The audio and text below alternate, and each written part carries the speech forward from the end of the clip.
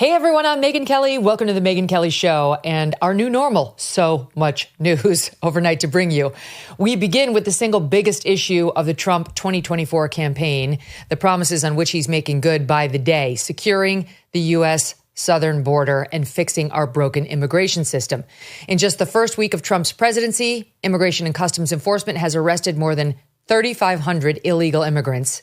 ICE has conducted operations in multiple states across the country with a focus on national security and public safety threats. It is incredible to see our brave law enforcement officers taking action to make our country safe again.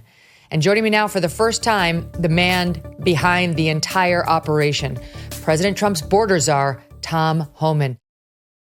Don't miss a moment. Subscribe to this show on YouTube and follow me on Insta, Facebook, and X. As President Trump begins his new administration, one of the top Democrats in Congress aiming to undermine the Trump agenda is Senator Dick Durbin. And according to our sponsor, the Electronic Payments Coalition, Senator Durbin has a new scheme, a government takeover of your credit card. Today, Americans have thousands of choices in credit cards, but they say Senator Durbin's plan will result in less competition and less security. That means more risk for your credit and your identity.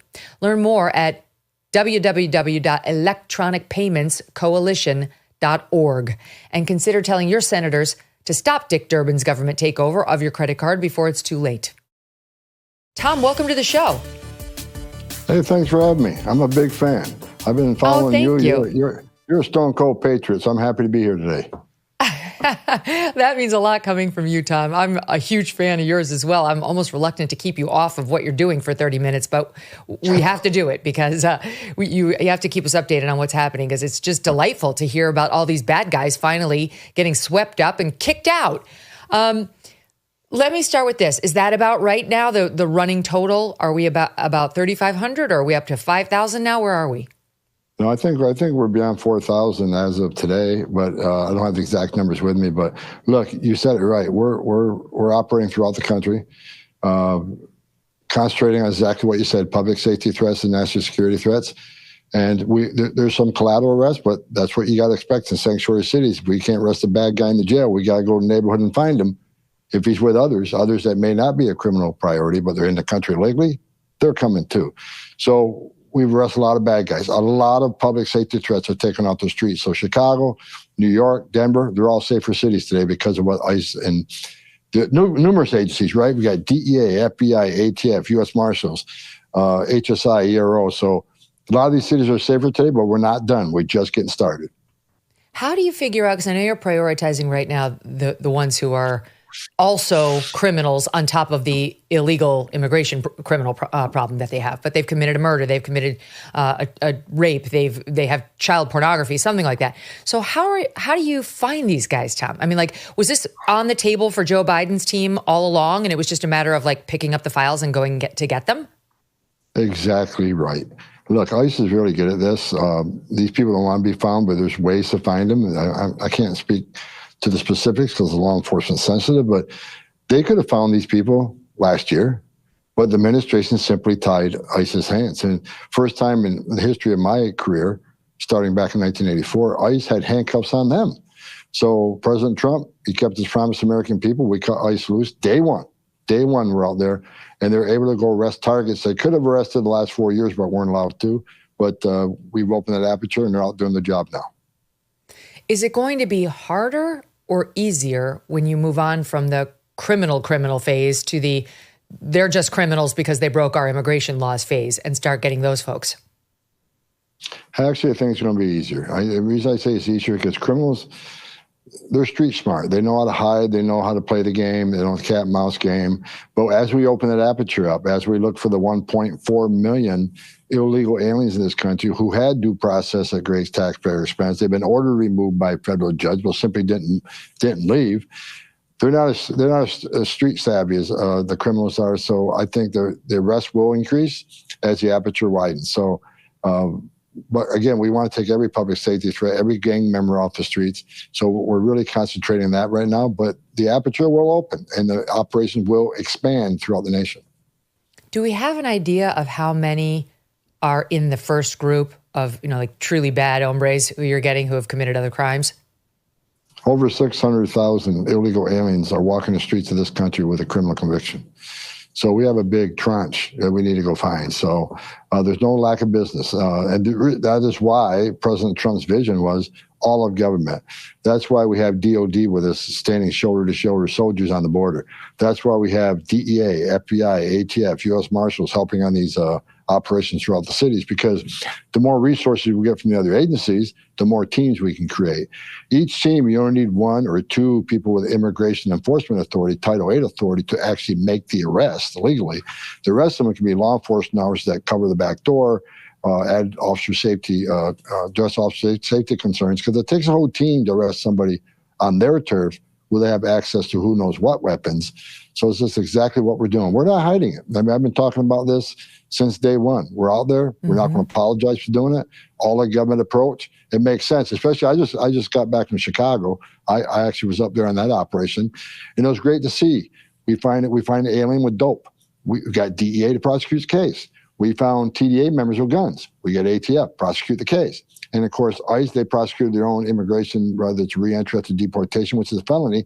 But having all those resources at the table, not only are we arresting the bad guys, we're criminally prosecuting them first, then we'll deport them. You know what's amazing is you have such support for what you're doing right now. You sit down with the left-wing media, and you would never know that the vast majority of the American people are 100% behind you and what you're doing right now in particular. The vast majority of Americans want illegals deported, period, irrespective of whether they've committed another crime while here. But when you ask them, how about those who actually have criminal records? Listen to this. New York Times Ipsos poll, January of 2025, 87% of Americans want immigrants who have committed crimes deported. That includes 83% of Democrats. 83%. AP NORC poll, January 2025. Do you support deporting all immigrants who are here illegally, who have been convicted of a violent crime? You've got 89% of Republicans, 77% of independents, 79% of Democrats favor that. I mean, it's just a clear mandate what you're doing right now. But what we get instead is these sanctuary cities like Chicago boo-hooing, Tom Homan's so mean, he's sending these terrible agents into our children's schools to harass 8-year-olds, which isn't true. Let's just start with that. What they've said about what you did in Chicago is a lie. Exactly. Look, for sanctuary cities, these politicians, I don't care what they say. I don't care what they think of me. I've never cared what people think of me. I'm going to do the job. And you can fear monger all you want and call me all the names you want. I'm going to get this job done for the president, who's given the mandate by American people. So continue to hate. I'm okay with that. If I get to live in their minds rent free, that's kind of cool. But look, the whole thing in Chicago, you got the governor Pritzker on social media talking about ICE agents raiding an elementary school. And he says, I'm putting fear in the community. What a ridiculous statement to make. As a governor, you think he'd make a phone call and ask on the truth on this, because he's the one that's scaring the immigrant community. He's the one that's scaring children and thinking we're going to raid elementary schools. Look, I've made it clear. We have taken the sensitive location policy and flushed it down the toilet. Why? Because ICE is the only law enforcement agency in the nation who had these type of requirements. We can't operate in a hospital or a school or other central location, a courthouse, for God's sakes, right? I've been in courthouses many times throughout my career, and I watched a father getting arrested in a courthouse for not paying child support. But you're not going to let ICE in a courthouse arrest a public safety threat or a national security threat? Totally ridiculous. And as I said last night during my interview with CNN, there is no safe harbor for a national security threat or public safety threat in this country. If they're on a college campus, we're going to go get them. If it's an MS-13 gang member that's sitting in a high school someplace and he's a significant public safety threat, he's going to be arrested. So there's no safe harbor. There's no sanctuary for criminals, the public safety threats and national security threats in this country. And that's why we got rid of that sense of location policy. No one's going to raid a school. No one's going to raid a hospital. But we will make arrests when we need to on a significant case. Mm-hmm. I read that you think the Illinois governor and the Chicago Public Schools CEO, Pedro Martinez, owe you an apology for spreading these lies. They came out and said, well, you read in part what the governor said, but he said, after a week of Republicans sowing fear and chaos, the first reports of raids in Chicago are at an elementary school. Targeting children and separating families is cruel and un-American. And then you had this guy, Pedro Martinez, make similar false claims. Have you received an apology? No, they don't owe me an apology. They owe the men and women of ICE an apology. It's like I hear last night, I forget who, talking about the Holocaust and connecting this with the Holocaust. For God's sakes, what a sickening thing to say. Men and women of ICE aren't making this up. They're enforcing laws enacted by Congress. And I find it hard to believe that Congress is enacting laws and passing laws they don't want enforced. Not only are they enacting the laws that tells ICE what to do, they're budgeting. They give us the money to do that. So they owe the men and women of ICE an apology, because men and women of ICE put their lives on the line every day across this country. They put a gun in their hip, they wear a Kevlar vest, they're out there taking on the bad guys. And in sanctuary, it's already a dangerous job, but with sanctuary cities, it's even more dangerous, because now, rather than arresting the bad guy in a jail where we know he doesn't have weapons, we know it's a safe transfer, now we got to go to the streets and find him, because of sanctuary cities. So all the risks that these ICE agents take, and all the other agencies that are involved, DEA, FBI, ATF, the rest of them, they deserve the apology. Because if they did anything in Chicago, I was there. We didn't scare children. We saved children.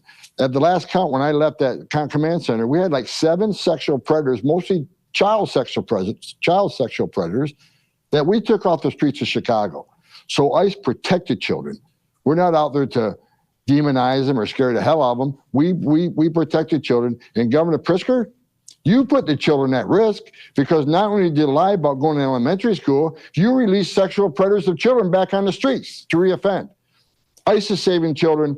Governor Pritzker has put them at great risk. What actually wound up happening was it was Secret Service responding to a specific threat, reportedly, that they had received from a school. And they just decided that it was ICE and to demonize you and your team because they have political reasons for doing that. Notwithstanding, as I say, 87% support. Republicans, Democrats, independents across the board favor mightily what you're doing now, and also favor by a clear majority, 55 to 60%, depending on the poll, your next step, which is going after illegal immigrants who have not been convicted of crimes. Let me talk to you a bit about the numbers, because 600,000 people who you know of who are here illegally and on top of it have committed crimes. And then 1.4 million, you said, people who were adjudicated no on their asylum claims, but then we didn't throw them out. We just said, oh, well, you didn't get asylum, but then Joe Biden did nothing. So they just went on living their merry lives in the States. So that's 2 million right there. And then that doesn't even count all the others, right, who just sneaked across the border, and we know they're here, but we don't know where they are. So this is where I start to get depressed, Tom. I listen to you talk and I feel uplifted, but then I start to get depressed, because even though you guys are doing yeoman's work and you're finally all working together, let's call it 1,000 a day. You know, it's not quite there, but let's just call it 1,000 a day. And I did a little math, which is a stretch for me. That brings us to 365,000 in a year times 4 years. That brings us to 1.46 million. So that's less than the 2 million we just discussed, those first two groups, over 4 years, over Trump's 4 years, which makes me think, how are we going to get all these people out? You know, we're talking between 12 and 20 million illegals in the country right now. I know it's big, but how do we digest those numbers? Well, there's a lot of plans in the works. I'm working on a lot of plans, a lot of strategies, but we got to bring, like I said, the whole of government to the table, right? We got 3,000 sheriffs across this country that we can easily delegate authority, give them 287G authority, both the jail model and the task force model. That is a huge force multiplier, right? So if we can give them 287G authority and they can act as ICE agents, every county in this country could, those deputies could not only arrest illegal aliens based on a database check they can simply run through our law enforcement support center. They can actually do 287G jail models, which means everybody that goes books into jail. That's what 287G is. It's colorblind. Every person that's booked into jail, if I get arrested and I get booked into jail, my prints will be run through NCIC. At the same time, they're running against DHS databases. So if I have any history with Border Patrol or ICE, it's going to pop up. And if the 287G trained facilities, they can actually process that person, hold them for the immigration hold, and we can arrest them. So we can certainly expand immigration enforcement throughout the country. That's one plan. Another plan is we need to be out there messaging to the illegal immigrant community that, look, if you're in the country illegally and you haven't received a deportation order yet, or you haven't been arrested yet, you need to leave the country. Because if you don't, if we have to put you in the court and get a formal order removal, there's a bar that's put on you. So whether it's from anywhere from 5 to 20 years that you can't re-enter this country, you can't get a visitor's visa, you can't get a tourist visa. If you have a U.S. citizen child here, he can't petition for you. So you are locked out. So if you're here illegally and don't have an order removal yet, leave. Do things the right way. If you have a U.S. citizen child, they can petition for you down the road. But we need to keep pushing that message out. We also, at self-deport, we need to push worksite enforcement. Number one reason they come in, look, 9 out of 10 people that come to the border claim asylum, 9 out of 10 is actually 86.7. People that claim asylum at the border will get an order removal because they simply don't qualify for asylum. They're coming here for a job or a better life. And I get that, but they're not escaping fear and persecution from their home government because of race, religion, political affiliation. So that 9 out of 10 are here for a job. Worksite enforcement, we're going to hit that hard. So we're going to arrest a lot of people at work sites. We need I-9s. We need to E-verify and I-9 enforcement. Congress needs to get to the table. The American people have spoken. This is a clear mandate to the president. Pass E-verify. If they can't get a job, they're going to go home. So there's all these different programs we're going to throw in place to help us get to that magic number of getting to the non-criminals. Because if there's no consequences, if they don't see people coming home, they're going to keep coming. Well, they need to see plane loads of illegal aliens being returned to their homeland to let them know the border's closed. If you want to come to the country, there's a right way and a wrong way. Go the right way, because there are millions of people standing in line right now, taking their tests, doing their background, paying their fees to come to the United States the right way. There are tens of thousands of people in the world that really are escaping fear and persecution from their home government because of race, religion, political affiliation, that are sitting in the back seat. So these are the systems we need to fix to drive illegal immigration to an all-time low in this nation.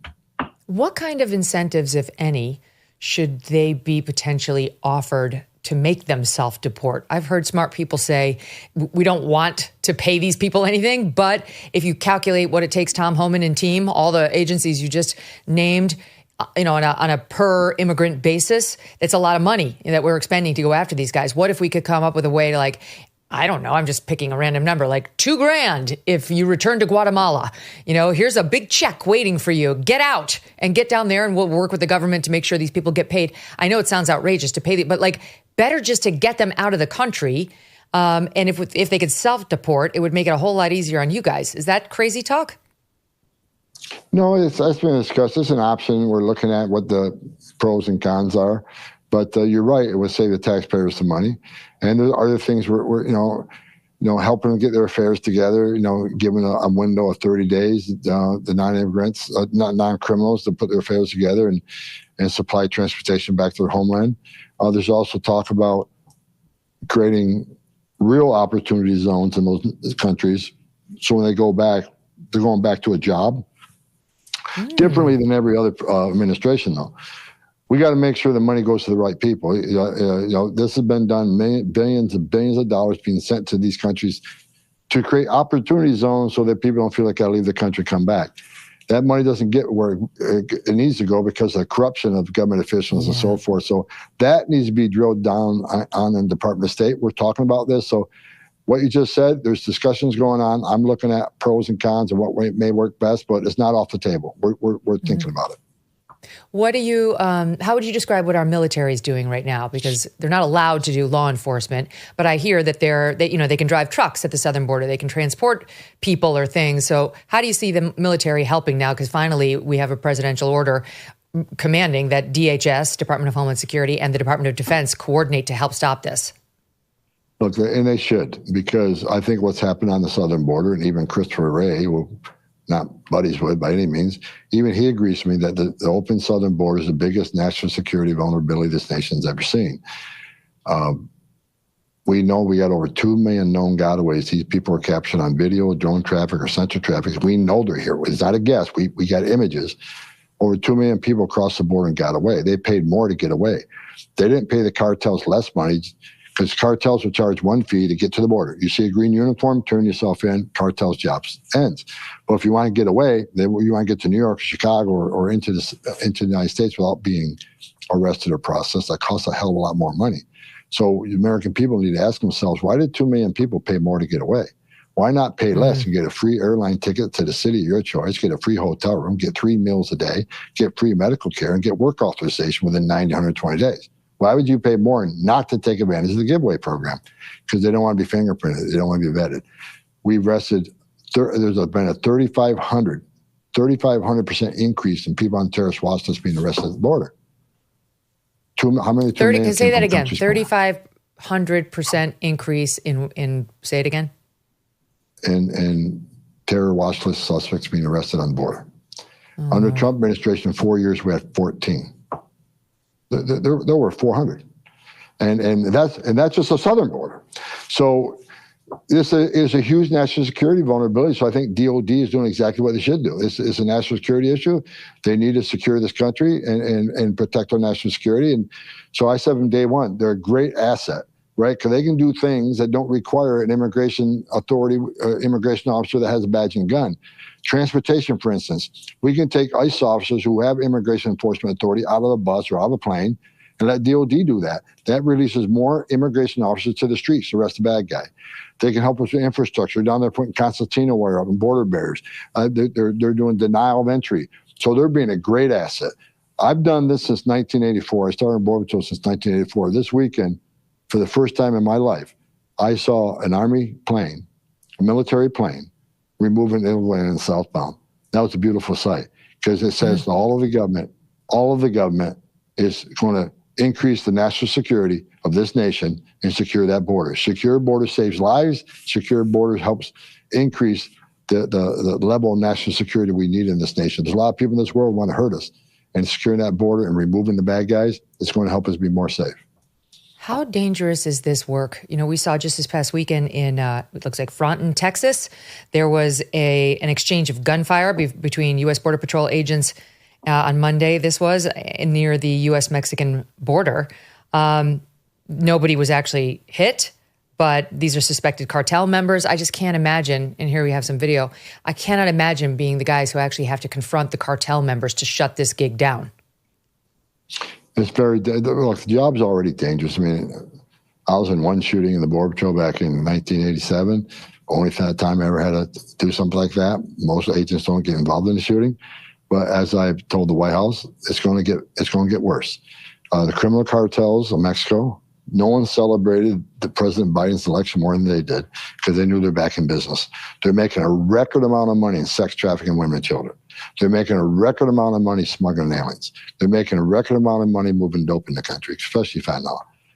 President just designated them terrorist organizations because he's going to wipe them off the face of the earth just like he did the Caliphate, right? The ISIS. He destroyed them. They need to be destroyed because they've killed more Americans than every terrorist organization in the world combined. They're not going to go away quietly. There's going to be more. We're hitting them where it hurts in the pocketbook. If they don't have the money, they can't pay off the Mexican military. They can't pay off the Mexican politicians and the judges and the prosecutors. So taking their money away is angering them. We're going to put them out of business, so they're going to fight. They're going to go down fighting. And they're already got access to military-grade weapons. They have no sense of life and the respect of life. There's going to be more violence on the southern border. So I go to bed every night hoping that the men and women wearing that uniform go home safely to their families. But it's only a matter of time until that violence increases, which means we got to put 100% focus on these cartels to put them out of business, shut them down. Mexico's not going to do it. I know I get in trouble by saying that. Mexico hasn't dealt with them in 3 decades. And it's going to take the United States to put the cartels out of business permanently. So we got to get that done quickly. Tom, I have to ask you, it's not just Selena Gomez. I know you've seen the clip of her crying, and she got so much blowback from her fans, her $422 million number of followers on Instagram, that she deleted it. But I really, you're the best person to ask about what she and others like her are missing. She purports to be so concerned about the children who Tom Homan and his team are going to deport. And I honestly, with all fairness to this hysterical person, I really think she's missing the full story. Here's the clip for those of you who haven't seen it. I just want to say that I'm so sorry. All my people are getting attacked. The children. I don't understand. I'm so sorry. I wish I could do something, but I can't. I don't know what to do. I'll try everything, I Yes. What is she missing? Well, look, she's famous, has a lot of followers. I wish she'd message to Mexico and other countries that this isn't a way to enter the country legally, right? 250,000 Americans dead from fentanyl that comes across that border. I'm sure many are fans of hers. 600% increase in sex trafficking of women and children. There are women and children in this nation right now forced into sexual slavery. Some of these children won't survive. So cry for them. Cry for the 250,000 Americans that died from fentanyl. Cry for the families of thousands of families in this nation who had a permanent separation from their children because they were killed by illegal aliens and they buried them. Help us secure the border, save lives. Send a message out. This is not the way to come across the border. Under Joe Biden, a record number of Americans have died because of the open border policy with fentanyl. A record number of aliens have died crossing the border. 4,000. Historic number of people have died crossing this border. So if you want to help, if you want to cry for those who have suffered because of the open border crisis. If you want to save women and children, tell them not to come. Don't put themselves in the arms of criminal cartels, be sexually assaulted, abused, and killed. If you want to cry for the victims of an open border. I've said this 100 times. Open borders kills, I just said it, kills record amount of Americans, record amount of migrants. But you know what? A secure border saves lives. When President Trump had illegal immigration down 90%, when 90% less people were coming, how many women didn't get raped by the cartels? How many children didn't drown in that river? How many Americans didn't die from fentanyl because the border was tight and secure and the border patrol was all on the table? How many children weren't found in pornographic movies and sex slavery? How many women weren't forced into sexual slavery at massage parlors throughout this country? How many cartel members didn't make it into this country to spread their poison throughout the nation? Thousands of people died because of open borders. So help us. You got a big platform. Help us save lives. Secure border saves lives. Those who enter the country legally, they're cheaters. As I said, there's people in this world who are doing the right thing to come to the country the right way. These people are taking a front seat away from people that really deserve to come to this country. Help us to send that message. A secure border saves lives. That's where she should be putting her anger, her sadness, everything else. Help us. We can save lives together. Tom, we watched you at a hearing. It happened years ago across from Representative Chuy Garcia, who was taking issue with your tough on the border approach and suggesting you had no heart, and actually asked you, have you ever held a child in your arms, a young child? And you told a terrible story about how indeed you had firsthand. You used to be a Border Patrol agent. You were on the front lines doing this work as an agent. And I couldn't help but think of that 5-year-old boy when I saw her crying for her people. I mean, people, meantime, are pointing out online, like Evita Duffy Alfonso, who comes on the show. Selena Gomez is half Italian. She has a Mexican father who wasn't in the picture. And she says her Spanish is terrible. What does she mean, my people? I don't know what her people are. But if she's talking about her people from Latin America, from Central America, you've had experience with what happens to those people as they try to cross this border in the most harrowing of circumstances. And so far, no tears for little boys like that 5-year-old. Well, I shed plenty of tears on that incident. That incident changed me forever. And I've held many dying children. I've held adult children. I've talked to little girls as young as 9. When you get on your knees, you talk to a little girl at 9 years old that was raped multiple times by a member of the cartel, and you look in her eyes and everything innocent and pure. Everything innocent and pure in her life has been stolen, and her life will never be the same. That's why that's why I fight so hard. People, while you and I are talking right now, Megyn, women are being raped by members of the cartels as part of the people crossing that border. A child will die on the border tonight. So, I take this job seriously because of what I've seen in my 34 years. And for the folks out there that hate me, if you wore my shoes for 34 years, you'd understand the passion. You'd understand why I think a secure border saves lives. So, I wrote a book, Secure Border Saves Lives. And I meant what I said. And that's based on my experience of all the death that occurs on that border. The sexual assault of women. Think about some 9-year-old little girl, grown men crawling on her, taking everything innocent and pure from her. Her life will never be the same. And that happens every day. Secure the border, save lives. President Trump's promised American people we're going to secure the border, and we're going to save a whole bunch of lives. We're going to save a whole bunch of women being sexually assaulted. We're going to save a whole bunch of Americans dying from fentanyl. We're going to save a lot of U.S. citizens that aren't going to be victims of illegal immigrant crime. The President Trump has the right idea. He's like the Pentagon, and I'm like the field general. He has great vision. Him and Steve Miller. Steve Miller is brilliant. Yes. They're helping me. They gave me the tools to do this with. I'm out there making sure those tools are implemented, and we save this country and make this country safer. Tom, this is clearly personal to you. I've got to ask you, what was it like for you on November 5th when you saw the results roll in and you realized he had won and you were going to be unleashed on this thing? I've been pissed off for 4 years. Every morning I get up, I'm pissed off. And people ask me, I got an airplane flight in Dallas just before the election. And the captain met me in the galley because I got to ask you a question. I love Trump because me and my wife wondered, why are you always so angry and you're testifying from the Congress? And why are you so angry and do your Fox interviews? I said, I am. I'm angry and I'm pissed off because we had this locked down. And as I said earlier, when President Trump has illegal immigration on 90%, how many women weren't being raped, how many Americans didn't die from fentanyl, how many women and children weren't sex trafficked, I said, and they unleashed it. And I knew when when Biden became president, I knew he was going to destroy everything we did, the most secure border of my lifetime, open it up, which means more women are going to be raped, more Americans are going to die, more rapes, more sexual slavery.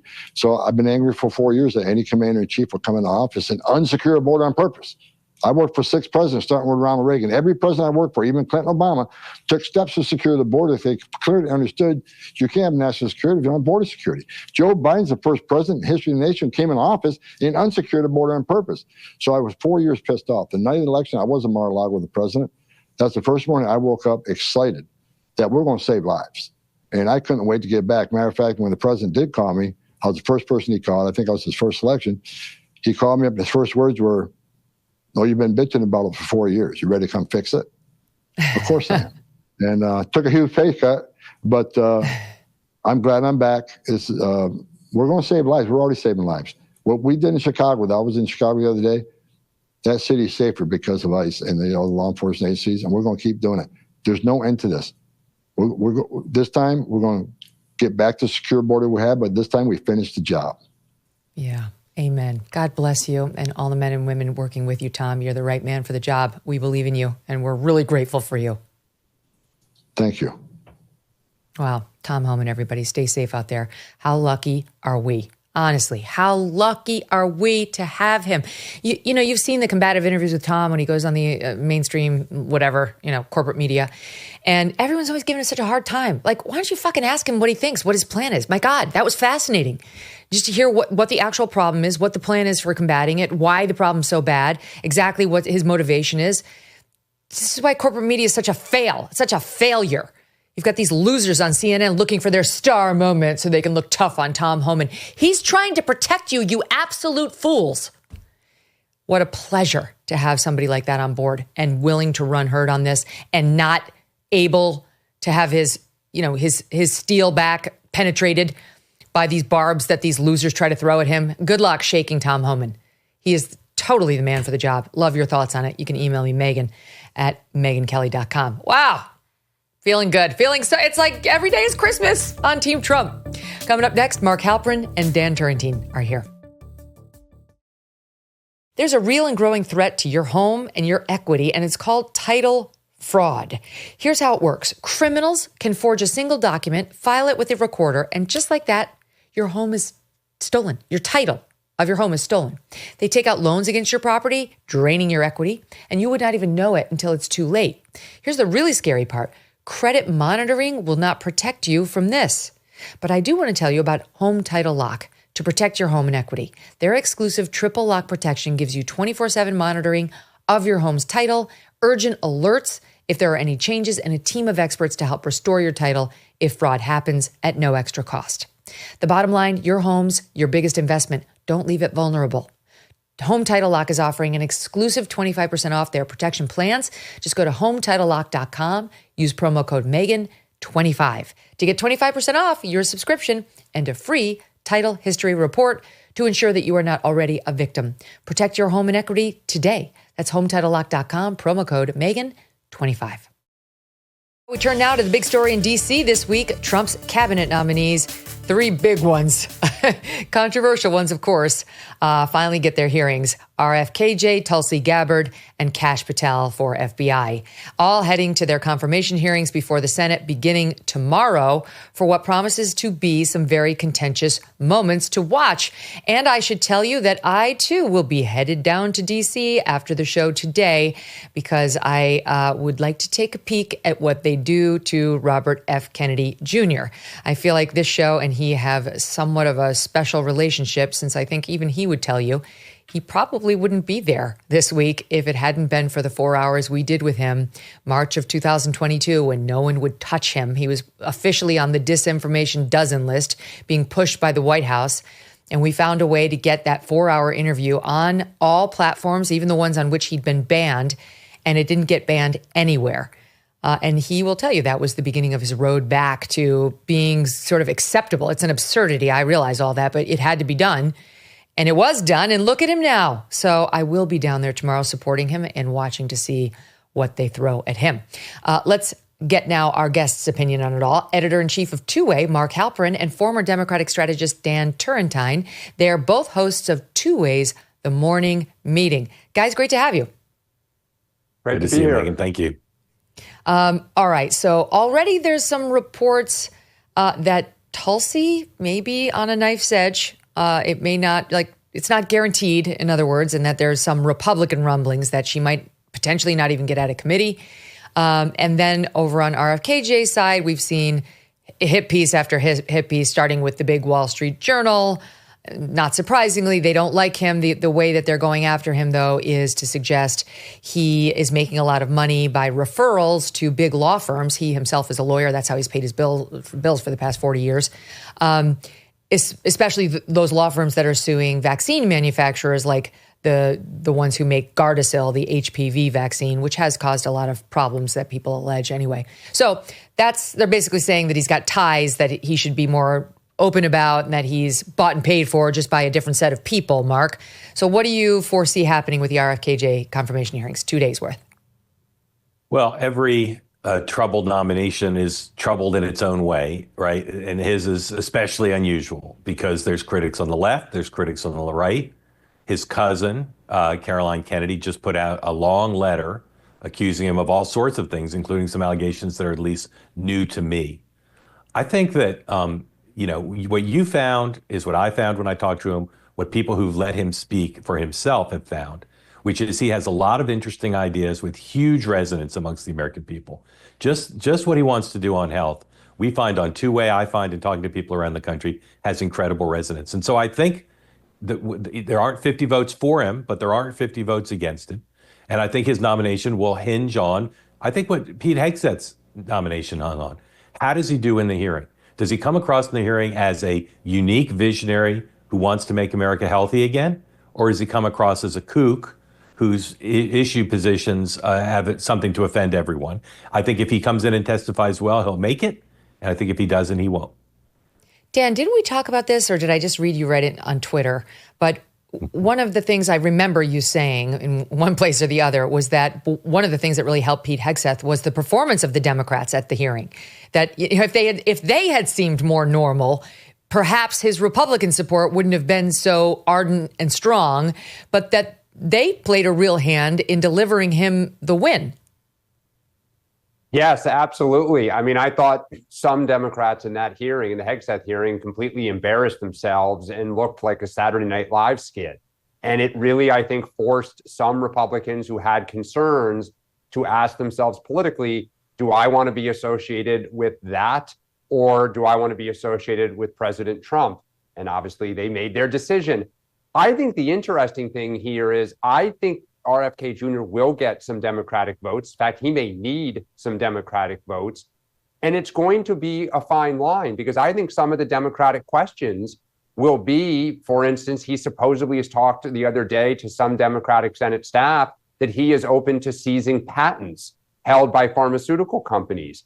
Pharmaceutical companies and a lot of Republicans don't like that. He said certain things on abortion. So Democrats, I think, in this instance, may try to cause some mischief to try to drive a wedge between some Republicans and RFK Jr.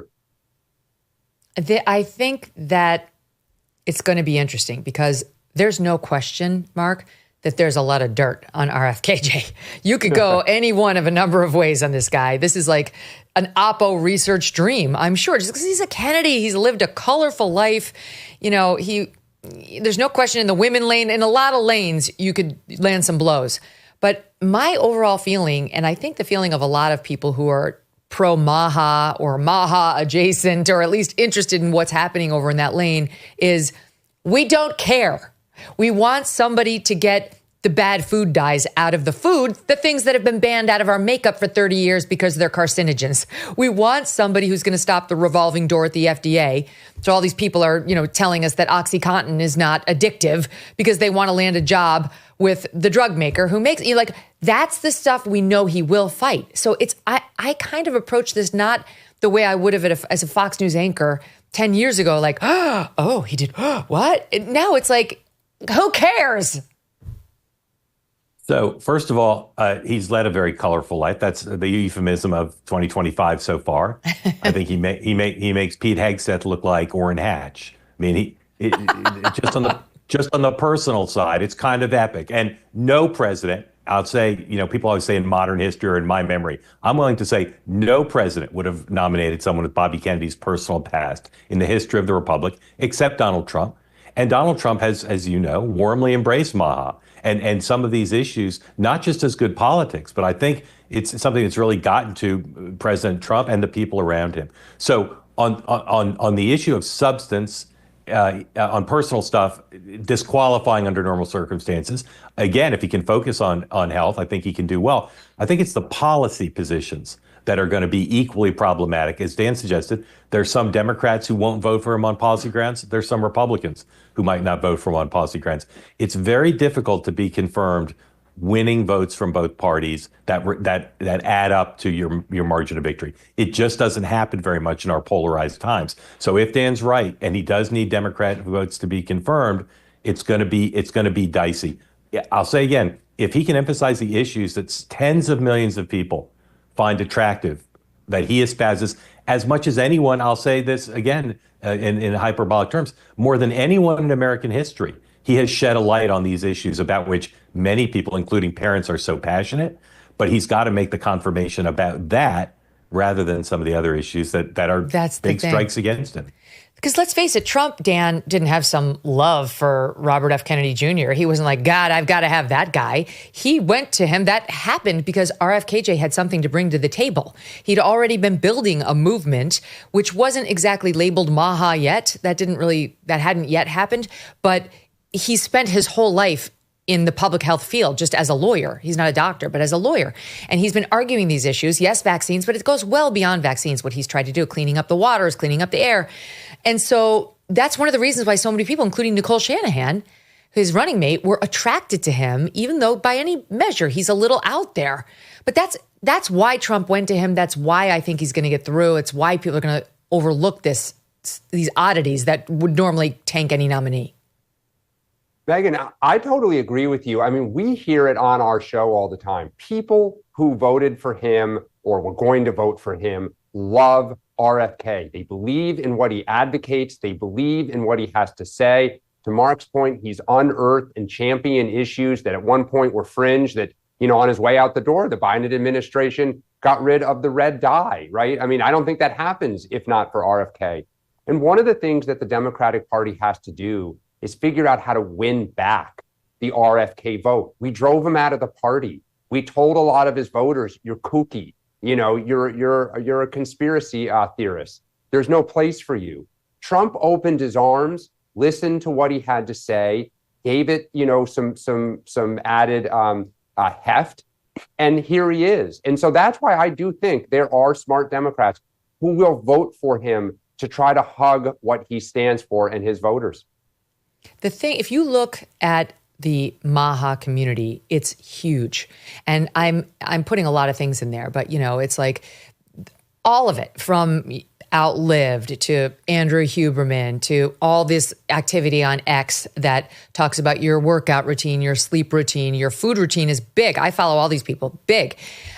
It's just a very large community that has a lot of, they're counting on him to make some changes for people who cannot or choose not to spend their lives following these accounts and worrying about the latest supplement they should take or way they should be, eating, to just make it a lot easier for people, especially moms and dads trying to help their children live well. And that's how I see him. He'll be the most visible face trying to help those kids. And this is the letter that you referenced, Mark. I'll read you in part what this is because we're going to hear a lot about it tomorrow. So the Washington Post has gotten its hands on a letter that Caroline Kennedy, the daughter of JFK, who, yes, would be a first cousin to RFK Jr., has written to the senators, the Democratic senators, I guess, or maybe all the senators, such as lawmakers ahead of his confirmation hearings. They say she warned the senators about him, calling her cousin a predator whose victims have ranged from family members to the parents of sick children. They say she alleges that he is addicted to attention and power. I mean, grab a number in Washington, has given hypocritical advice by discouraging parents from vaccinating their children while vaccinating his own children. He's quite open about that fact, actually. She alleged that his crusade against vaccination has also served to enrich him. That's potentially a reference to that law firm relationship and him getting, referral fees for these law firms that are suing big vaccine makers in some cases. She writes, I have known Bobby my whole life. We grew up together. It's no surprise that he keeps birds of prey as pets because he himself is a predator. And this is low. She goes on to claim that through the strength of his personality, other family members followed Kennedy Jr. down the path of drug addiction.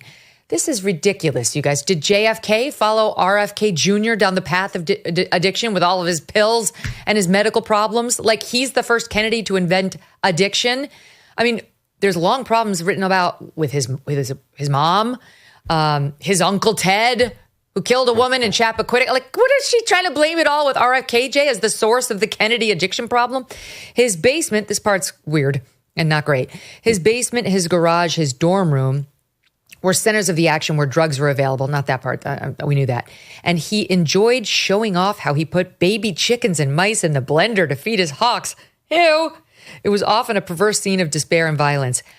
It's not great, but I watched Sarah Palin stand in front of one of those machines that they were just chucking chickens in, and 1 second they had their heads, and the next second they didn't. And it was kind of a discussion piece, but it didn't, end her political career, Mark. Well, first of all, I hope that's not the same blender they're using to make smoothies. That would just be my preference on that. That's not tastes like chicken. Look, yeah, exactly. A little protein rather than the vanilla whey protein. Let's go with just a wing. Nothing in her letter about making Twizzlers safe again. She's not a big fan. Look, the Kennedys have always been an incredible story for the public and for journalists. The war between his cousins and his siblings and him is a very compelling story. But I'll be super curious to see, like his opening statement, I could write it in my head, right? What will drive this, as you suggested before with the Hegseth hearing, what are the Democrats going to ask him about? What are the Republicans going to ask him about? I mean, do they really want to say, Mr. Kennedy, did you put rats in mice in blenders? I don't know. Maybe they do. But to me, the bigger thing is, can he turn the hearing into a discussion of the issues that have struck a chord? Not just saying kids should be healthier, but analyzing what is it about corporate power?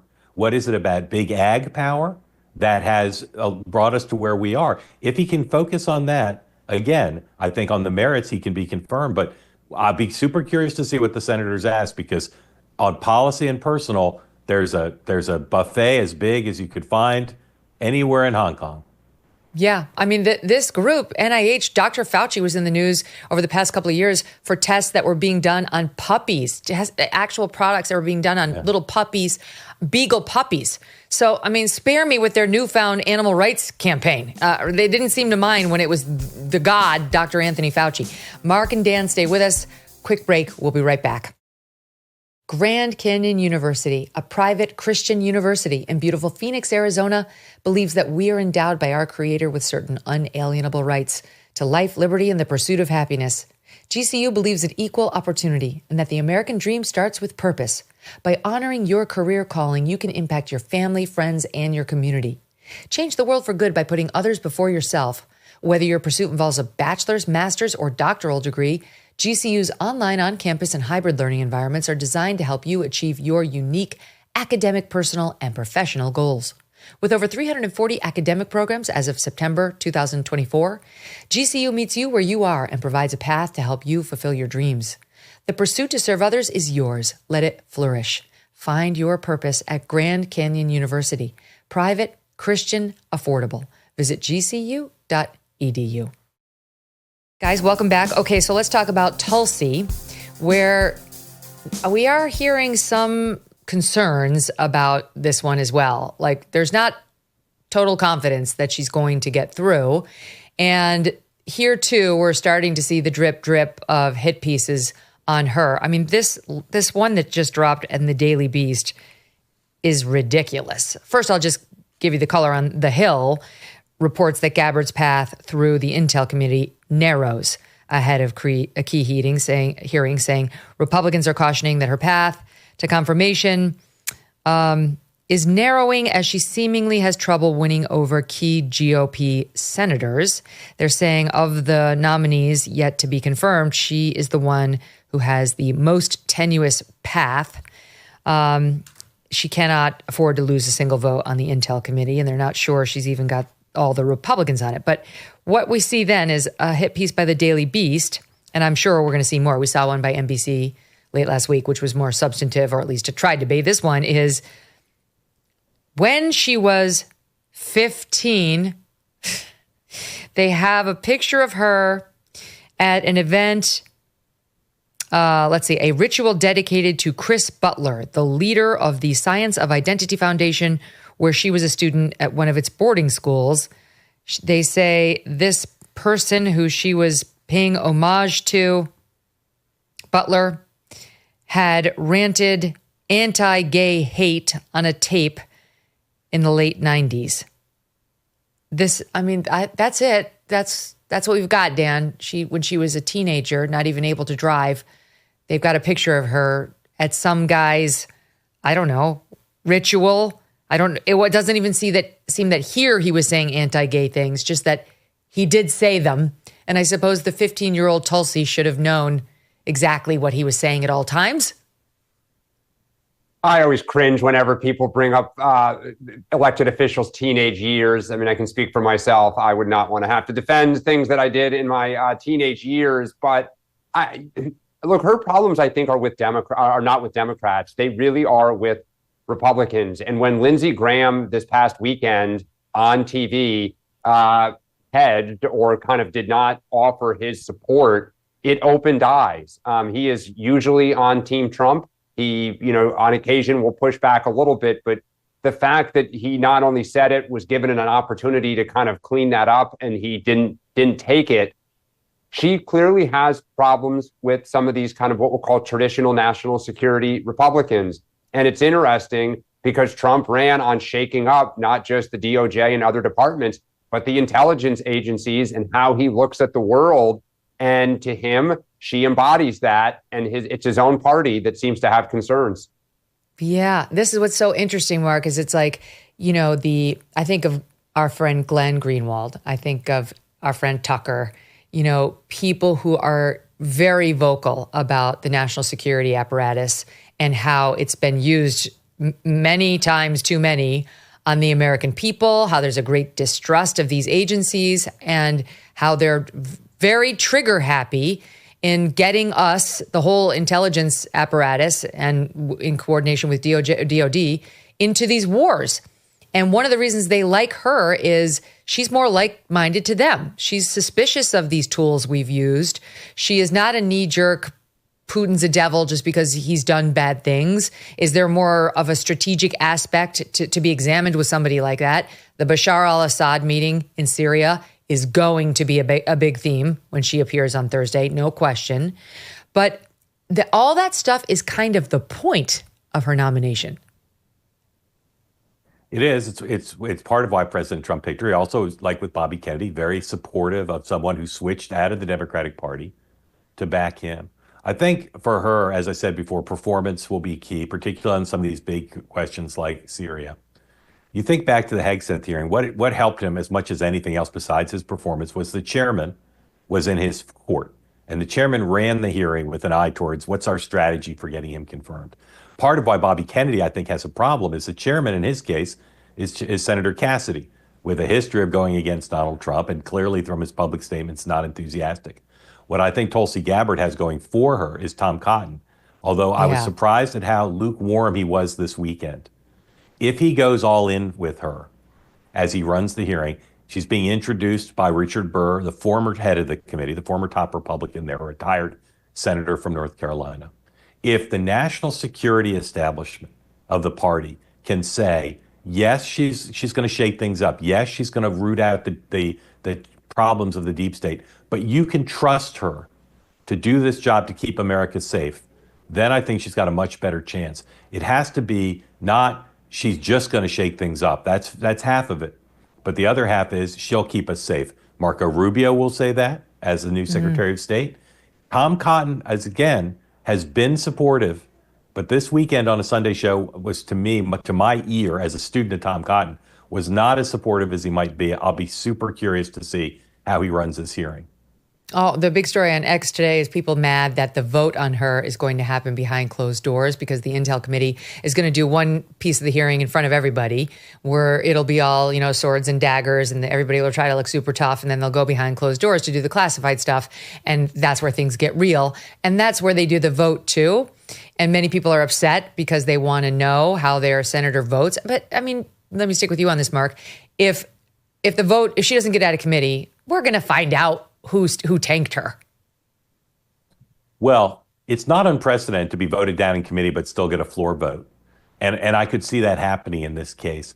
One of the things about her, and Megyn, you know this because you know her, she's very winning personally. She comes across as a very nice person and someone you'd want to vote for just in the abstract. But she's been silent, right? She has some people helping her now who helped Pete Hegseth on his confirmation.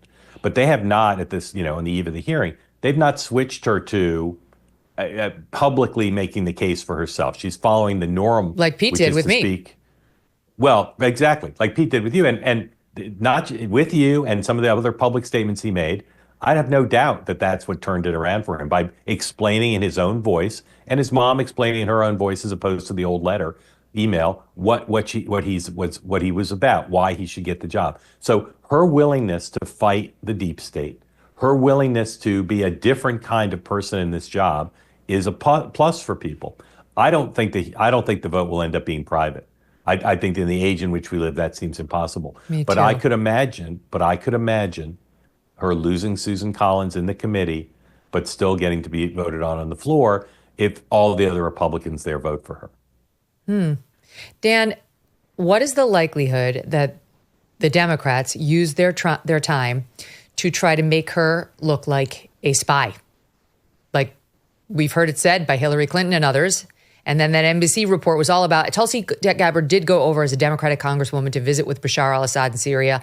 The report was that was not the stated purpose of the trip. She was supposed to be meeting with lesser-thans, and that as soon as she got there, the first thing she did was go and sit down with Bashar al-Assad for 3 hours, which they make a big deal out of, not normal for a congresswoman. And the clear implication, though not explicit in the piece, was she's a spy. But it's like, what did she then do for Syria? Walk me through how he then recruited her and turned her against the United States. But I feel like this is where they're going to go.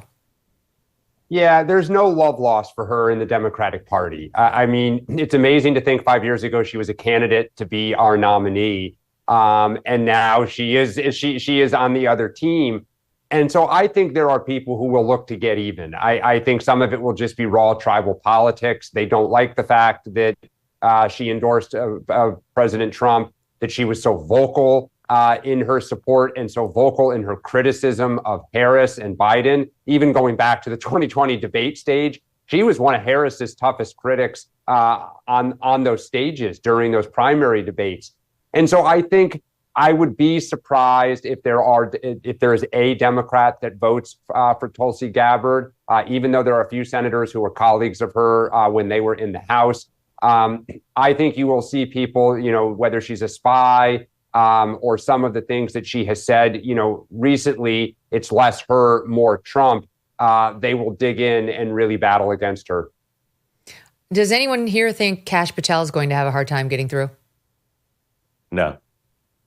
No, because I think the party, the MAGA world, will come to his defense, which, by the way, they're not so far doing to Gabbard or RFK Jr. Oh, interesting. Yeah, they will fully rally around Kash. I mean, the FBI, that is a hill that MAGA will die on for sure. Yeah. But I think he's not going to have any trouble getting through. So we'll spend more time on him as the week progresses, but not today. I want to get to some other stuff that Trump is doing. It truly is like drinking from a fire hose. There's so much news. He's doing so much. Like, we might be getting rid of the federal income tax. Like, that's, I don't know, but he kind of threw it out there. Yeah, okay. I think he said, listen to SOT 20, where he gave a speech last night in Doral, Florida. America's going to be very rich again, and it's going to happen very quickly. It's time for the United States to return to the system that made us richer and more powerful than ever before. Do you know, the United States in 1870 to 1913, all tariffs, and that was the richest period in the history of the United States, relatively speaking. It was like we had no income tax. The income tax came in 1913. As I said in my speech last week, instead of taxing our citizens to enrich foreign nations, we should be tariffing and taxing foreign nations to enrich our citizens. Does that make sense, right? If he managed to change the Constitution and if we got rid of the income tax, Mark, I think the country really would keep him president for life. I think they'd be so grateful. They'd amend it to allow him to stay forever. It has great bumper sticker appeal. As you know, when you start to run the numbers, there are winners and losers. And so people have advocated for that, have to deal with the fact that it's not an easy sell. And amending the Constitution about anything is basically a non-starter because of the polarized nature of our politics. So Donald Trump, will float anything and see what people think. And this has been an issue like term limits that has really been something exciting to a lot of the center right in this country for a long time. And I'm actually surprised he didn't talk about it more when he ran in 2016. I thought it was a ripe topic then, and he didn't. So we'll see. He may talk about it obsessively, and it may be literally the last time he ever talks about it again, because that is the nature of Donald J. Trump. We're not done, not by a long shot. Here's another soundbite of him yesterday in Doral, Florida, listing a bunch of stuff. Listen to SOT 23.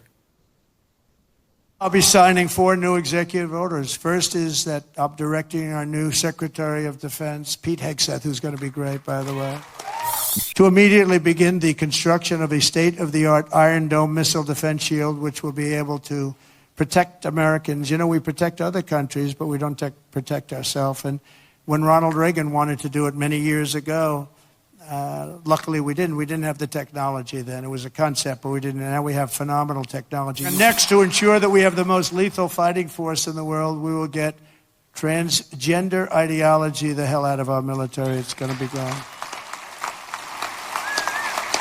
In addition, we will stop our service members from being indoctrinated with radical left ideologies such as critical race theory. We're going to stop it. It's already been stopped. It's already been halted, totally halted. And finally, we will offer full reinstatement to any service member who was expelled from the armed forces due to the COVID vaccine mandate. And we will restore them to their former rank with full pay. Now, this is very popular, especially on the right, Dan. Yeah. The Iron Dome, National Review, which, as you know, this is not President Trump's #1 fan group. They did a big editorial today praising him for the Iron Dome thing, saying there are a lot of people who think we've spent a couple billion on Israel's Iron Dome. Why don't we have something like that? No, we've never been attacked in that particular way. It would protect against ballistic missiles, that kind of thing, not a nuclear bomb. But why wouldn't we be looking forward at the future threats, especially in the wake of the whole drone thing? What happened to the drone story? Whatever happened to the drones? It's like we went on Christmas vacation, everybody forgot about it. Is it still happening, my friends in New Jersey? Okay, there's that. Transgender out of military, he said the ideology, but he also means the people. Transgenders are out, pursuant to an executive order yesterday. saying can't have it, can't be dealing with those mental issues or the leave that's needed for the medical procedures. You can't even serve in the military if you have eczema, which I didn't know. And you certainly can't serve if you've got this level of mental challenge. No more CRT, he said, DEI in the military. And that last one is very popular. Full reimbursement, back pay, and reinstatement to the existing rank for the some 8,000 service members who got booted because they wouldn't take the COVID jab. Your take on all of those, or does one jump out to you as, most worthy of discussion? Well, I think for the Democratic Party, the challenge is there is so much, right? It's shock and awe, and the party is really on its heels.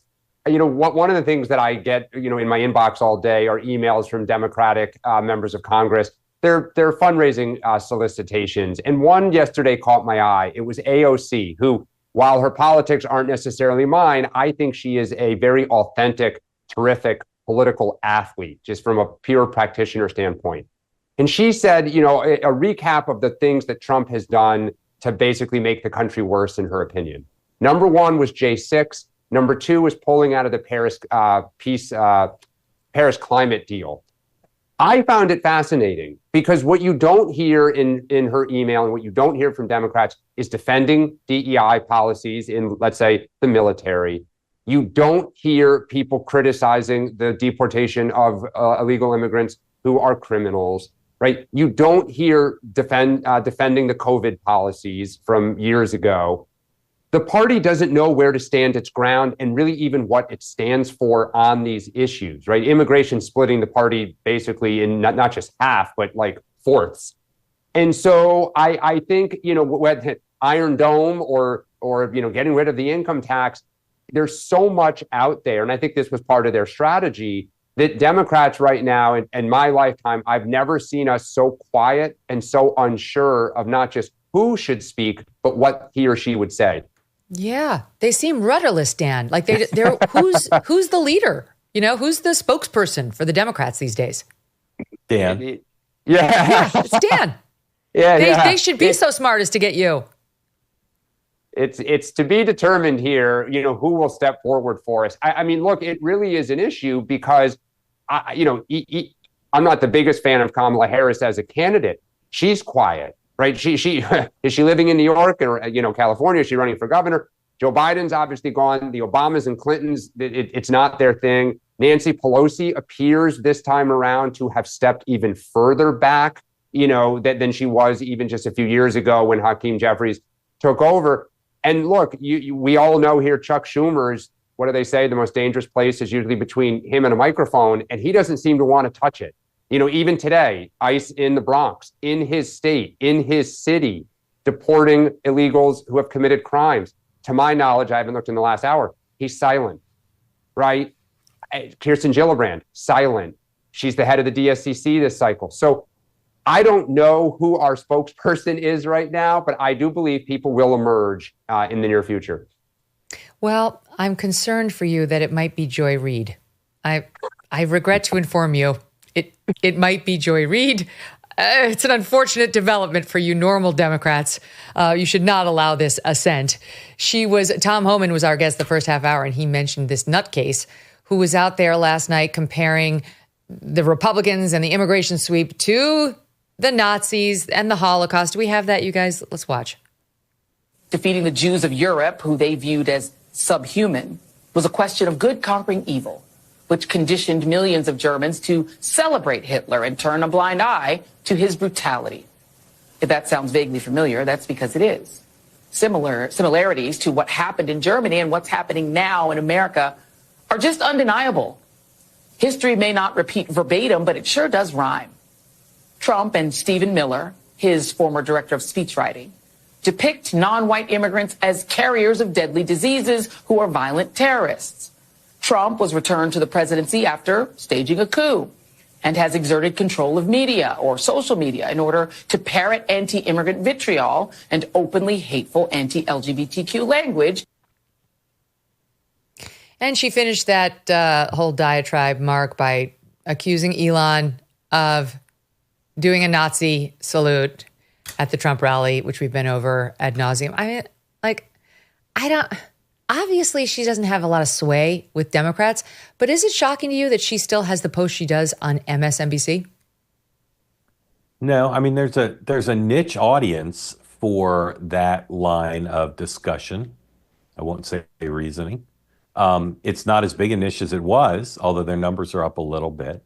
It's interesting. On the Republican side, on the MAGA side, people like her, people who create content, people who have shows, they're interacting with the officials, and they're being really tactical and strategic to say, what are we for that's popular, and how do we sell that to the public?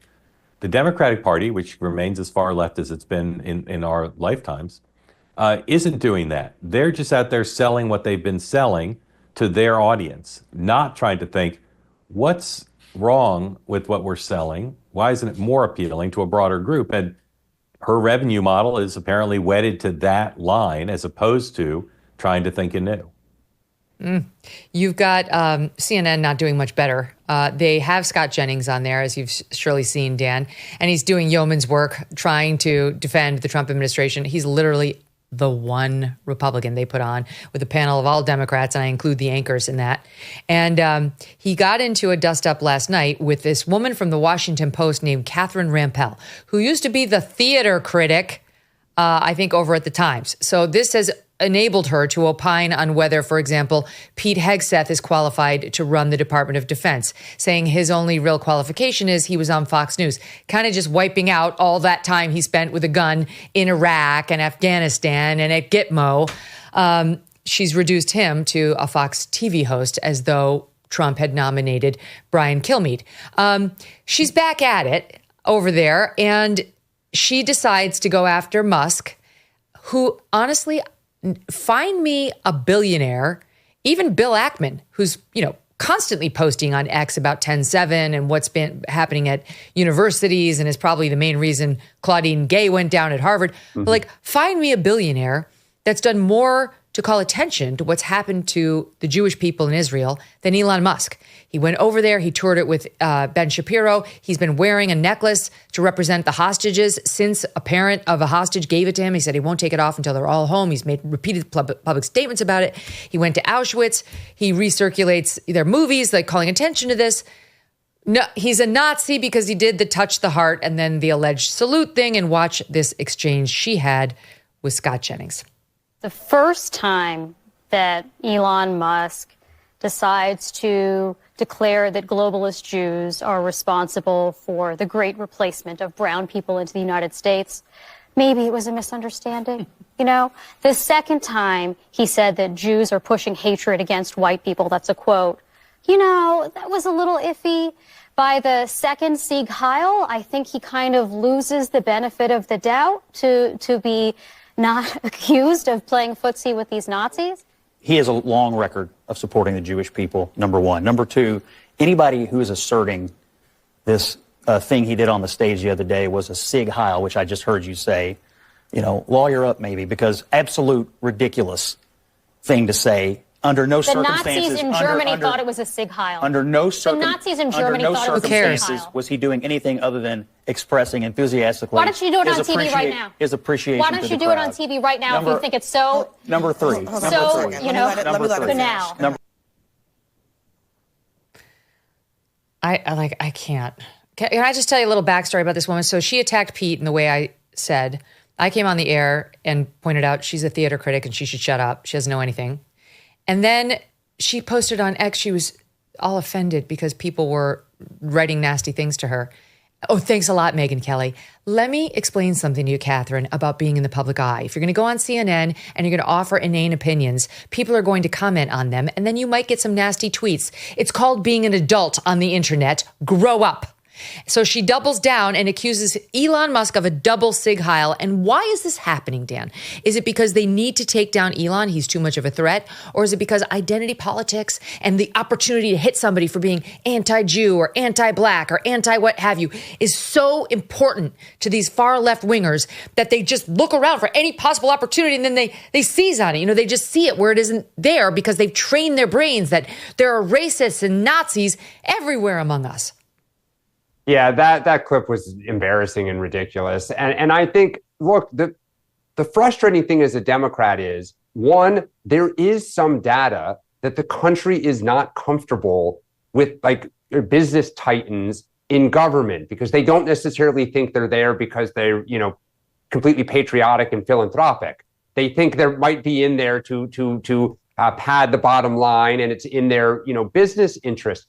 You lose all credibility to start making those arguments, or people won't hear them when you start calling them a Nazi and you start, kind of focusing on a hand gesture on the stage. Now, if he did it every time he spoke and he ended every, meeting like that, okay, different conversation.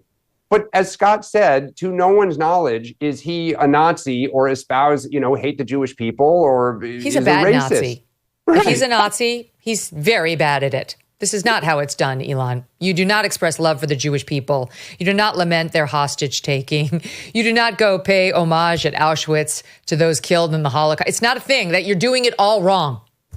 It's crazy. And again, the party doesn't know where to go. I guess it's like trying to, develop new muscles in your body. The old muscles sometimes kick in early on, and it's calling somebody a Nazi or, doesn't support democracy has been kind of in vogue, sadly, in my opinion, in the last, 4 or 5 months in the party. So it's maddening because, again, there is, and it is fundamentally American, we're somewhat distrustful of powerful people. I think that has served our country well. And so, I happen to believe that Elon Musk probably, as he pokes around the government, is keeping an eye on one of his 5 businesses and thinking, like, is there opportunities here? And so, that is probably a better line of questioning.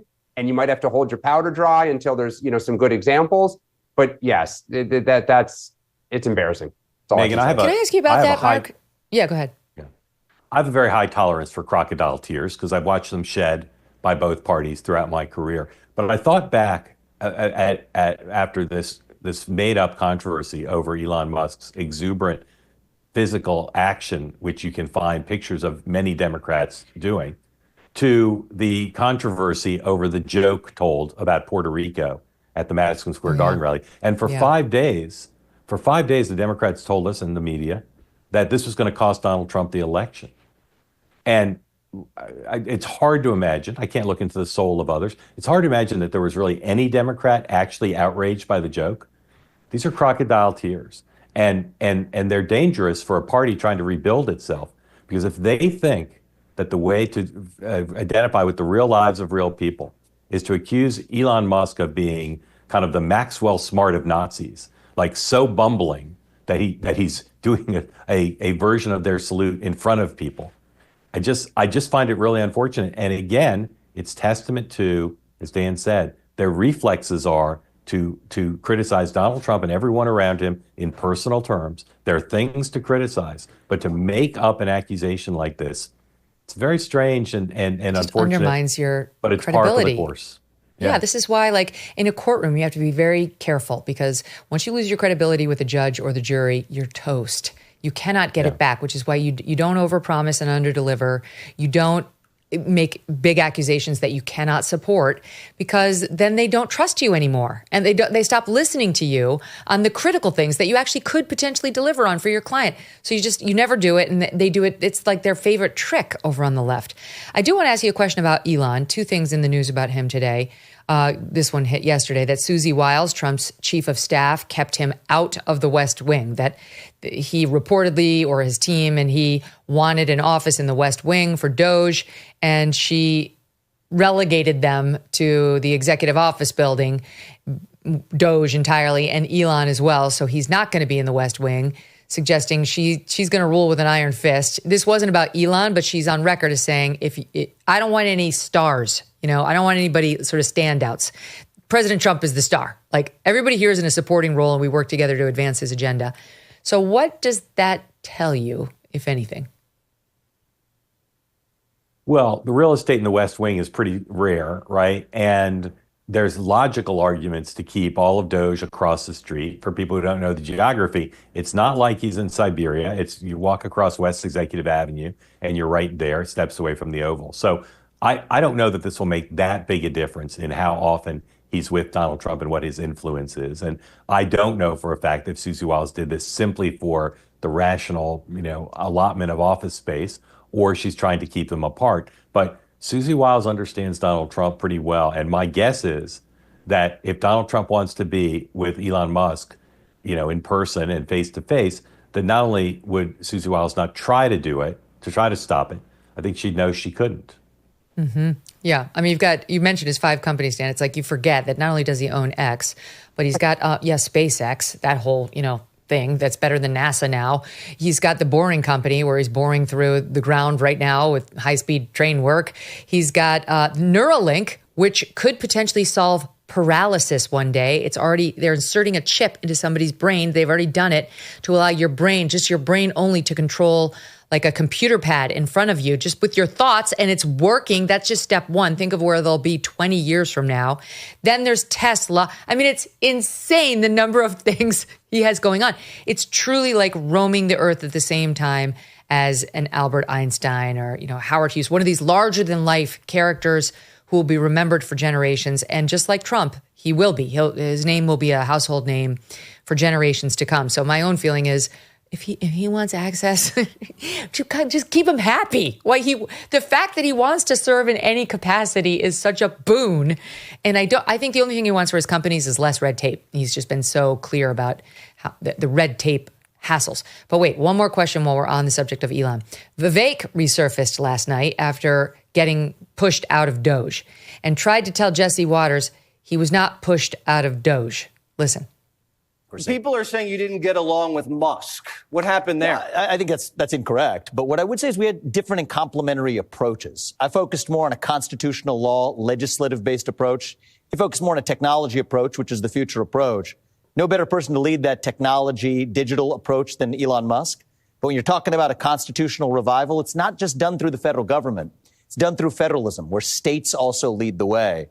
So I'll have to be saying more on that very shortly, Jesse. All right, but that's so Elon didn't fire you.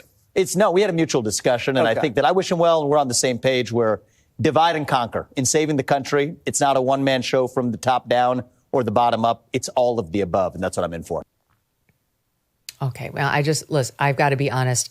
That did not strike me as truthful at all. My audience knows I do my Phil Houston spy the lie analysis on everybody, Republican and Democrat.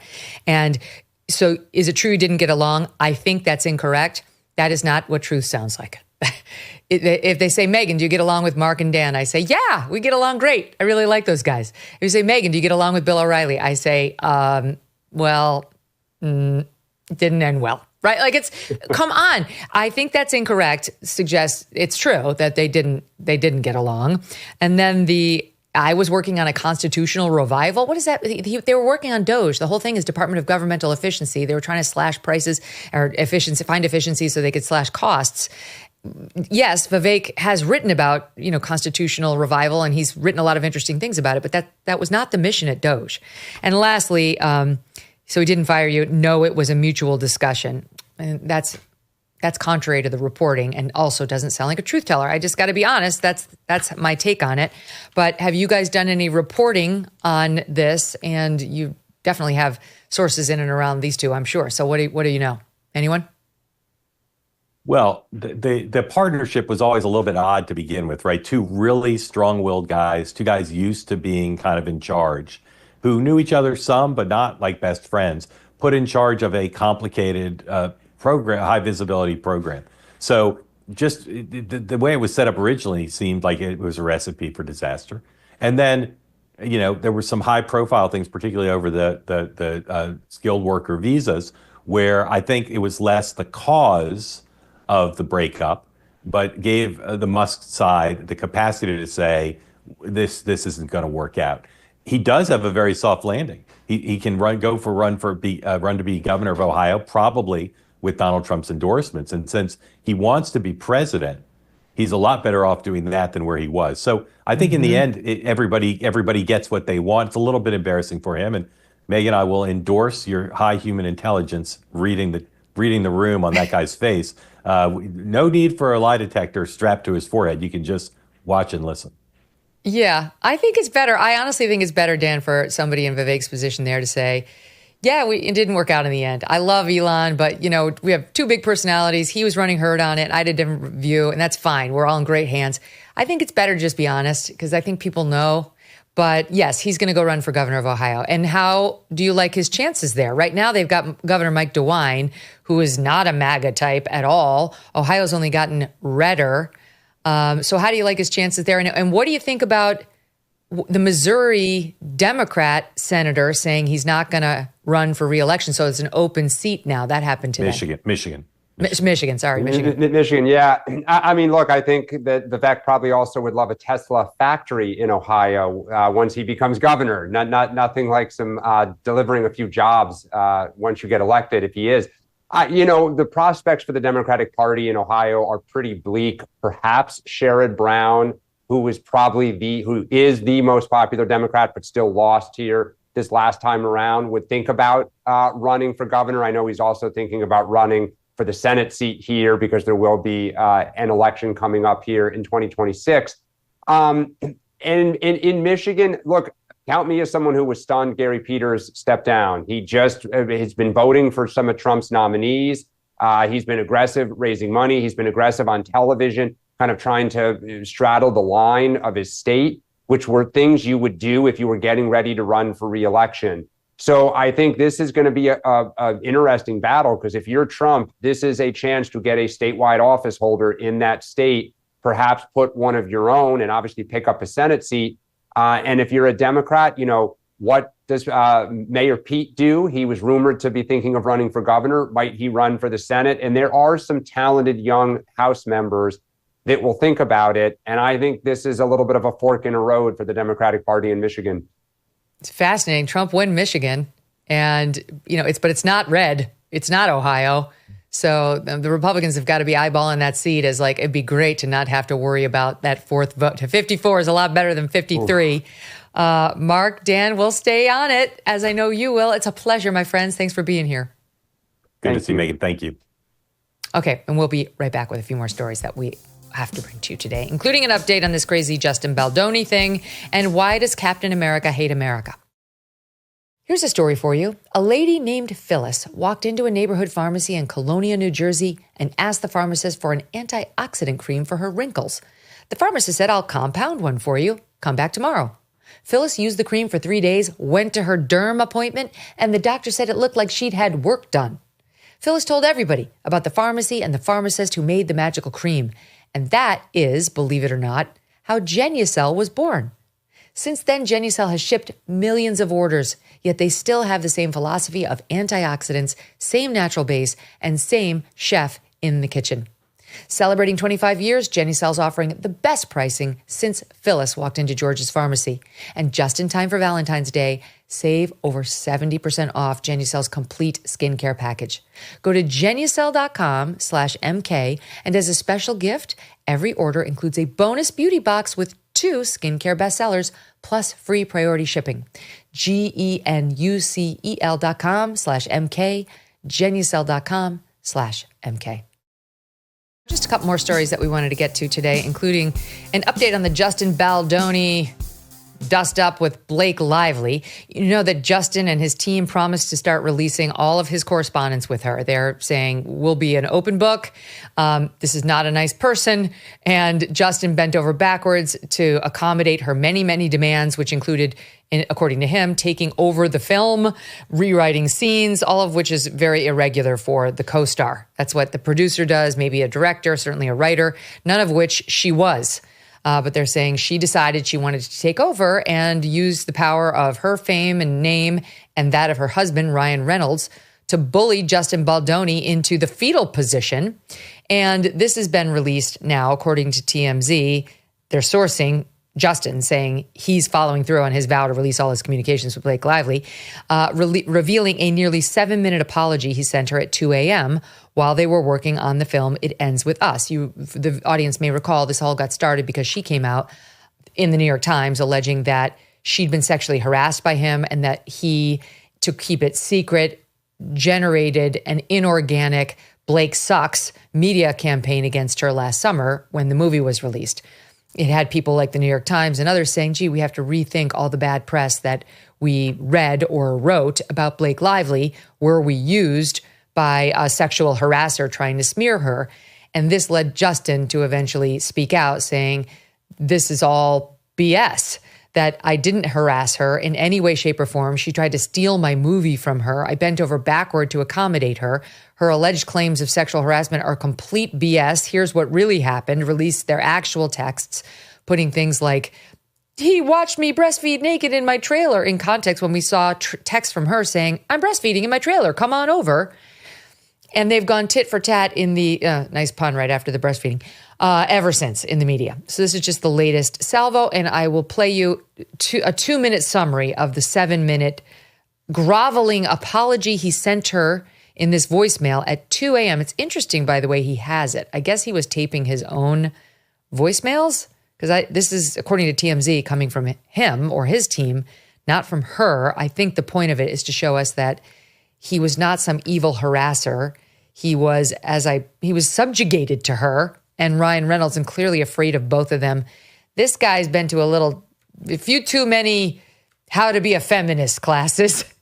Take a listen. Hey, Blake. It is 2 a.m. Hopefully this does not wake you up. I want to start with an apology. Man, reading the second part of your message, my heart sank. And I'm really sorry. I for sure fell short. And you worked really hard on that. And the way you framed it and how that made you feel, I just want to say thank you for sharing that with me. That takes a lot of trust and vulnerability. And damn right, you got great friends if that's how you felt and they knew that. And we should all have friends like that, aside from the fact we that think that's Taylor Swift, though we don't know for sure. The three of you guys together is unbelievable. Talk about energy and just a force, all three of you. But I just wanted you to know that I didn't need that, because it's really good and it's gonna make the movie sing like you said, and I'm excited to go through the whole movie with you. I'm just excited to spend time with you. I'm excited to be in your sphere and your presence, and for us to share creative juices together, although that sounds terrible. I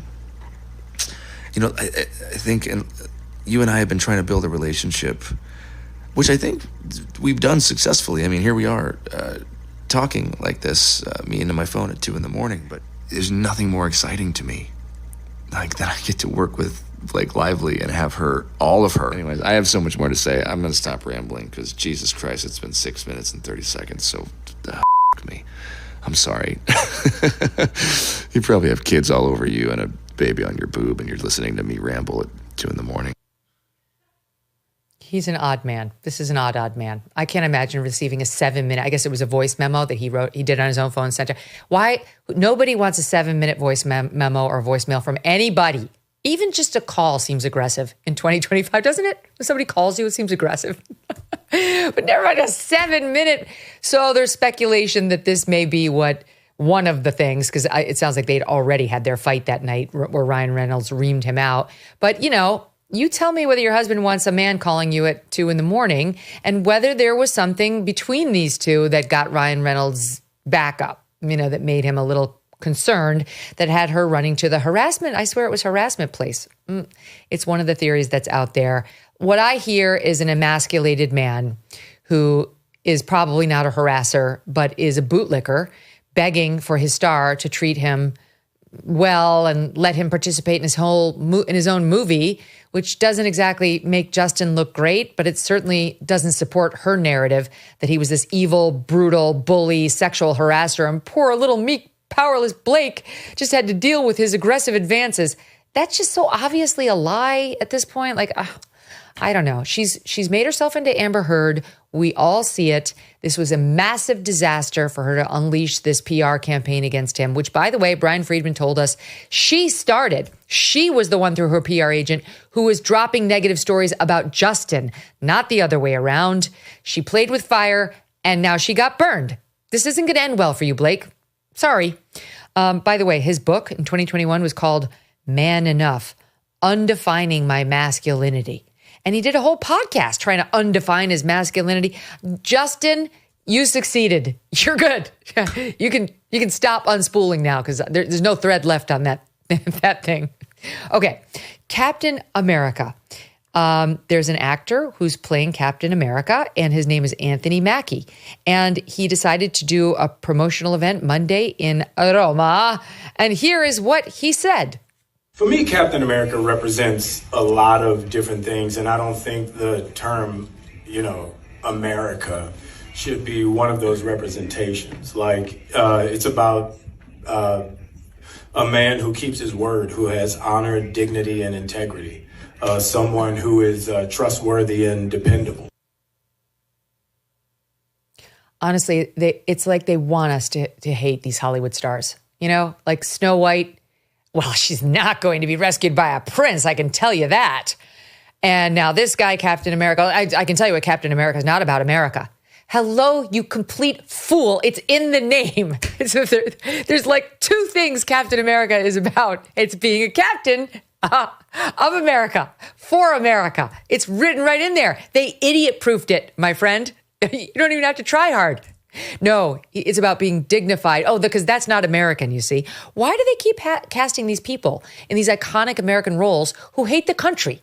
This is why the right half of the country hates you, Hollyweird and Disney and the people who put together these films. I'm sick of this nonsense. So put another one on your list, not to see. Comes out in 2 weeks. Captain America, who appears to hate the country. Okay. Last but not least, New York Magazine, you won't be surprised, has done a hit piece on conservatives, but this one is so interesting because it's totally backfired on them. They put out, let me just walk you through it. Okay, so they put out this cover of New York Magazine, and it shows an event at inauguration weekend. I think that was put together by C.J. Pearson, who, not for nothing, is a young black conservative. And the headline for the listening audience is The Cruel Kids Table. The Cruel Kids Table for New York Magazine. And what you see on the front is a collection of absolutely beautiful, happy, seemingly optimistic, world at our fingertips, 20s and 30s folks celebrating Trump's win and the promise that it brings for what again? America. That's for you, Captain. And what we got from New York Magazine was a smear piece that tried to tell us they're racists and cropped the picture to eliminate the black participants. So look at the larger picture, the larger spread that appeared inside the magazine, but not on the cover, where you can see on screen left, there are 1, 2, 3, at least 4 black men who have been cropped out of the picture. It's really shocking. I mean, I guess it's not that shocking, but it's an obvious hit piece on MAGA. And what they've actually wound up doing, and I do mean they, because the person who wrote this uses the pronoun they. I'm sorry, but they is taken, Brock Collier. They is not available to you. I think Brock is a he, going by they. I refuse. I'm going to call you he. Brock thinks he has it all figured out. And then I guess if he just puts a bunch of beautiful white people on the cover of New York Magazine, it's going to make us hate MAGA. What I think is going to happen is young, bitter, shaved head leftists with their little blue bracelets and their huge glasses are going to look at these youthful, gorgeous, glowing, optimistic, world at their fingertips young people and say, I wish I could get in. I want in with that cool crowd, and not look at them as the cruel table, because the evidence of cruelty is they say the word retard and they're not sorry. Okay. That is a backlash against wokeism, where people have had it with having their language policed. This guy, I think, tried to win me over and stop me from doing this segment at the end, where he tried to compliment this show, saying he had apparently taken to it. I have no idea really what it was, but he was saying that these folks no longer have any patience for identity warriors. He said, a friend and I started swapping clips of MK on Instagram. We thought they were hilarious. Our favorite was her take on the fires in LA. The last thing I want to see if I'm burning in a burning building is A, woman, and B, an obese woman. You're almost there. But in any event, they still don't get MAGA. They don't get old MAGA. They don't get middle MAGA. They don't get young MAGA. And that is why they will continue to lose and remain rudderless as we discussed with Dan Turrentine. Thanks for joining me today. We'll see you tomorrow from D.C. after the RFKJ hearings.